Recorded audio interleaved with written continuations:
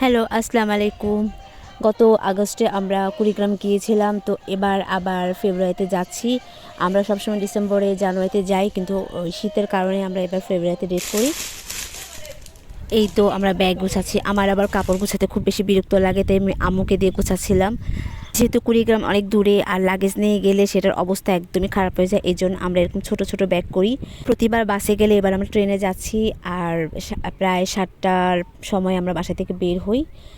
আর মজার ব্যাপার হচ্ছে, আমি এখন ভয় চাপা দিচ্ছি গ্রামে বসে।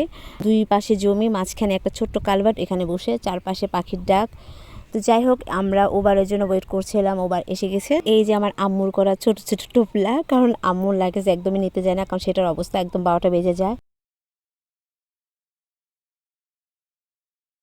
আমরা বাসা থেকে বের হই সন্ধ্যা 7টায়, আর আমাদের ট্রেন ছিল 8টা 50-এ।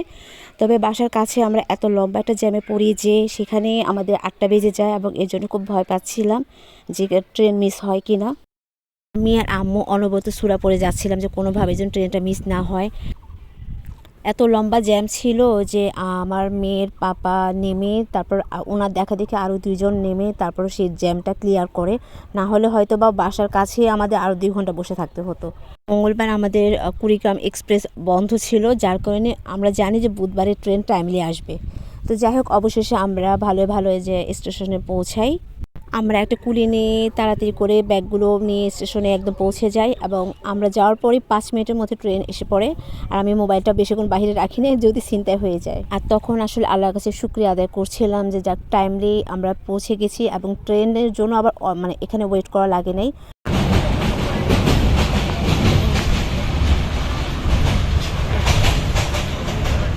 আর ট্রেন জার্নিতে সবসময় মজার, খুবই ভালো লাগছিল, আর বিশেষ করে আনিয়া খুব এনজয় করছিল।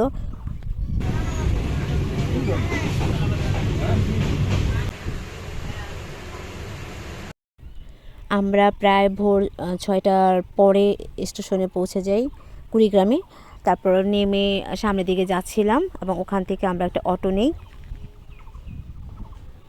ঢাকায় শীত না থাকলেও গ্রাম যেহেতু, এখানে হালকা হালকা ঠান্ডা লাগছিল, এবং আমরা সবাই সোয়েটার পরে নিয়েছিলাম এখানে এসে। তো এই যে আমরা অটো নিচ্ছি, এবং এখান থেকে আমরা এখানে কুড়িগ্রাম থেকে আমরা উলিপুর যাব। তো উলিপুর যাওয়ার জন্য অটো দেখছিলাম, এবং ভাড়া খুব বেশি চাচ্ছিল যেহেতু ভোরবেলা। শেষে আমরা 300 টাকা দিয়ে একটা অটো ঠিক করি, একদম আমাদের উলিপুর পর্যন্ত, মানে আমাদের উপজেলা। আমরা যাচ্ছিলাম তখনও কিন্তু সকাল হয়নি, এবং এত বেশি ঠান্ডা বাতাস ছিল। আর আমরা অটোর 2 পাশে পর্দা ছিল, সেটাতে ঢেকে নিয়েছিলাম, তারপরও কোনো কাজ হয়নি, এত বেশি ঠান্ডা লাগছিল।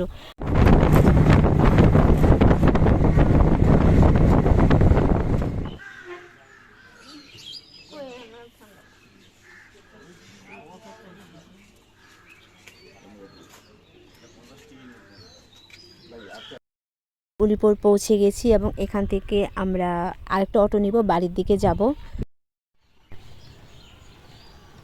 তো বাড়িতে এসে দেখি রাস্তা সব ঘাস দিয়ে ভরে গেছে, যেহেতু কেউ থাকে না, মানে 5-6 মাস তালা মারাই ছিল। এবং আমরা এই যে ঢুকছি, আর একটু ভয় লাগছিল যেহেতু অনেকদিন বন্ধ ছিল, সাপটাপ আছে কিনা। তো আমি আর আম্মু আগে বাসায় যাই, তারপর সব কিছু চেক করি, এবং তারপরে আনায়া ওর পাপা ঢুকে। আমি যখন হাঁটছিলাম তখন আমারই ভয় লাগছিল যে চারপাশে কোনো পোকামাকড় আছে কিনা, সাপ আছে কিনা। আর অনেকদিন না থাকলে যা হয় আর কি। যদিও পরের দিন আম্মু একটা লোক দিয়ে এগুলো সব পরিষ্কার করিয়ে নেয়, একদম রাস্তাটা ঝকঝকা হয়ে যায়।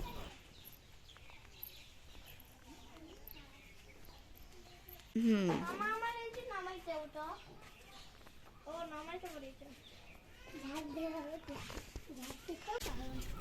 আসলে আমরা যেহেতু ঢাকায় থাকি, গ্রামে এসে নিজের গাছে এরকম সবজি ফল দেখলে ভালোই লাগে। তারপর ফুল গাছও ছিল, যেটা এর আগেরবার যখন লাগিয়ে যায় তখন ছোট ছিল, এবার দেখি যে ফুলও ধরে আছে।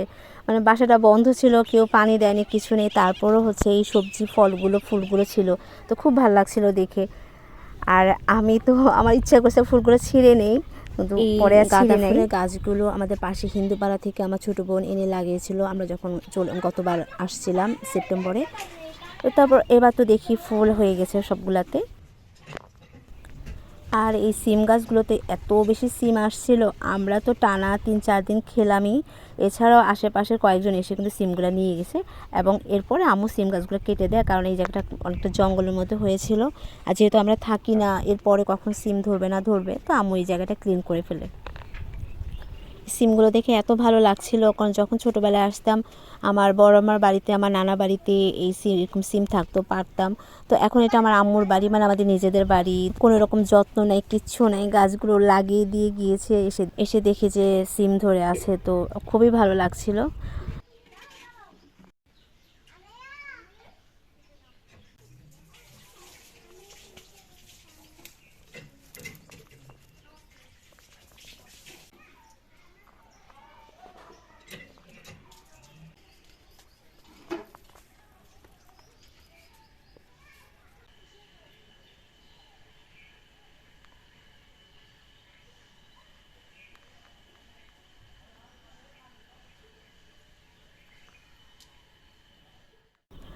এখানে যে আম্মু অনেকগুলো সুপারি গাছ লাগিয়েছিল, সেগুলো দেখি অনেকটা বড় হয়ে গেছে। তো সুপারি ধরতে ধরতে আরও কয়েকটা বছর লাগবে হয়তো বা। তো দেখতে ভালো লাগছিল। বাড়িটা নতুন করা প্রায় 2.5 বছর মতো হবে, আর অনেক গাছ লাগানো বাকি আছে।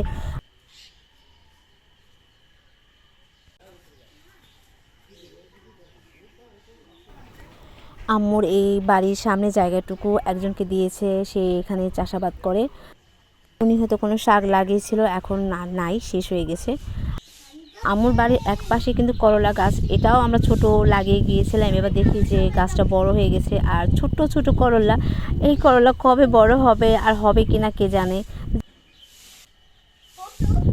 করলাগুলো আরেকটু বড় হলে আলু দিয়ে মাটির চুলায় ভাজি করে খেতে না জানি কত মজা লাগতো। তারপর খুব ভালো লাগছিল যে না হোক, তবু তো দেখে শান্তি লাগছিল।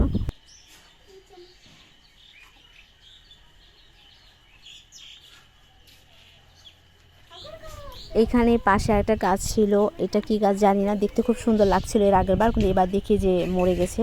তো এটা কেটে ফেলতে হবে, কিছু করার নাই। তো আজকের ভিডিওটা এই পর্যন্ত। আজকে তো আসলাম, সামনের দিনগুলো কীভাবে কাটাবো আপনাদের সাথে শেয়ার করবো। আর আমি এত সুন্দর বাতাসের মধ্যে বসে ভয়েস ওভার দিচ্ছি। তো সবাই ভালো থাকবেন, আপাতত টাটা।